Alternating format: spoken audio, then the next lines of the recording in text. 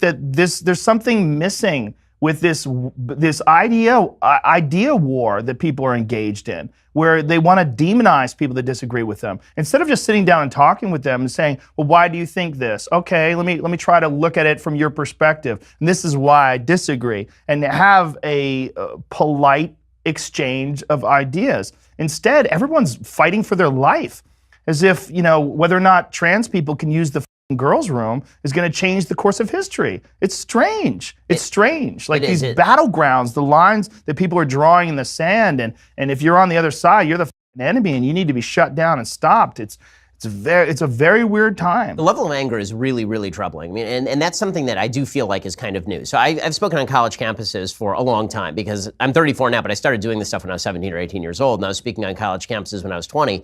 And I never had to bring security with me to any of these college campuses, ever, until the last 3 years. The last 3 years, I now have to have at least a 2-man security team at every college campus, and usually it's more than that based on what the police are telling us about reports in advance. Now, half the time nothing materializes, but a few times things have materialized and it's been trouble, and that sometimes happens. Where do you think this level of anger is coming from? Because it appears to me that that's what's new. Like, these political divides have always existed. These political divides between right and left, or political divides between people who are more interested in collective solutions versus individual solutions. Why do you think people are so pissed all the time? I mean, they're just, you can feel it in the air. Like the eagerness to stomp on somebody's face is really strong. That's why when the Roseanne thing happens, it can't just be like what you're saying, where, okay, she's a mentally ill person, maybe you have to take the show off the air, maybe that's the proper response, but she might actually have a problem here. She certainly does. What I think it's coming from is toxic tribalism. That's what I think. I think people, they're on a team, they want their team to win, and they want their team to win by any means necessary, and they feel disenfranchised because we have a president, Donald Trump. I mean, he is who he is, and he stands for a lot of things that they find abhorrent. And you have a lot of people now that are calling themselves Antifa, and they're literally by their own actions acting in a fascist manner, and they're calling themselves anti-fascists, and they're putting bandanas on their face, they're hitting people with bike locks, and they're engaged in violence. And the left is using violence as a means to solve these differences that we have in ideas and opinions. They're shutting people down, like Christina Hoff Sommers, just yelling out at her, a woman who's her whole life has been a feminist. Her whole life, and she calls herself a factual feminist because she wants women who are empowered and who are intelligent to be held accountable for the actual facts behind what they're saying. And to discuss this, to empower people with reality. And by doing that, she's become an enemy. I mean, it's very strange to watch her get shouted down by other feminists that think that she's the wrong kind of feminist. I mean, it's really bizarre. But the anger and the vitriol and the violence that's attached to it is something that's completely new and was always associated with right-wing thuggish mobs. It was always associated with hate groups like the KKK or something along those lines, neo-Nazis. But you're seeing this level of violence from the left now, these weird, like, university professors and these dorky people that are saying, burn this motherfucker down, and people are cheering in the streets, and white people are the problem, and there's so many people that are tenured professors that are getting away with saying like ridiculous, crazy shit and calling out for violence, and it's completely irresponsible, and it's foolish. It feels weird too, because back in the 1960s, at least there was something to fight over. Right? Yes. At least back in the 1960s, right. If you were gay, you said, okay, I don't have my rights, there's something to fight over. Or you're black, and you say, I don't have my rights. True. There's something to fight over. Or you're female, and you say, well, feminism hasn't done what it needs to do yet. There's something to fight for. But right now, the country's pretty good. Like, things are pretty good for the vast majority of people in this country. Put aside the economics for a second, because people always fail a rise in economics. It just happens. But and some of that is natural, and some of that is stuff that's fixable. But one thing that is certainly true is that the notion of a governmental invasion of rights against any of these groups, this is not something that is commonly happening. It's not that the government is cracking down on black people or Hispanic people, or at this point even gay people. And yet there's this level of anger that feels like riots in the 1960s. I want to talk a little bit more about that in just a second. First, I want to make some money. So first, we're going to say thanks to our sponsors over at Stamps.com. So these days, you can get practically everything on demand. Our podcast, you can listen whenever you want, obviously when it's convenient for you. So why are you still going over to the post office to mail letters and packages when you can get postage on demand with Stamps.com? With Stamps.com, you can access all the amazing services of the post office right from your desk 24/7 when it's convenient for you. You don't have to get in the car and waste gas money. Buy and print official U.S. postage for any letter, any package using your own computer and printer, and the mail carrier just picks it up. Click, print, mail, you're done. It could not be easier. We use it here at the Daily Wire offices. We use it at the Shapiro household as well in Shapiro Stan. Right now, use Ben Guest for this special offer. It's promo code Ben Guest. You get up to $55 free postage, a digital scale, and a 4-week trial. Go to Stamps.com before you do anything else. Click on the radio microphone at the top of the homepage. Type in that promo code Ben Guest. That's Stamps.com. Enter that promo code Ben Guest and you get that special deal. All right, so we're talking about sort of the levels of chaos, and I have a theory. So I'll lay it out for you. So my theory, and I don't know where you stand religiously. Are you agnostic, atheist, religious? More agnostic than anything. I grew up Catholic and I abandoned it when I was a young boy. I went to Catholic school and that cured me. So here's my theory. My theory is that everybody has broken down into tribalism because it used to be that we were a larger tribe, meaning that the way that you defeat local tribalism is by creating a larger tribe that everybody feels a kinship to and a membership to. So in the United States, you had people who've had tribal kinship to state governments.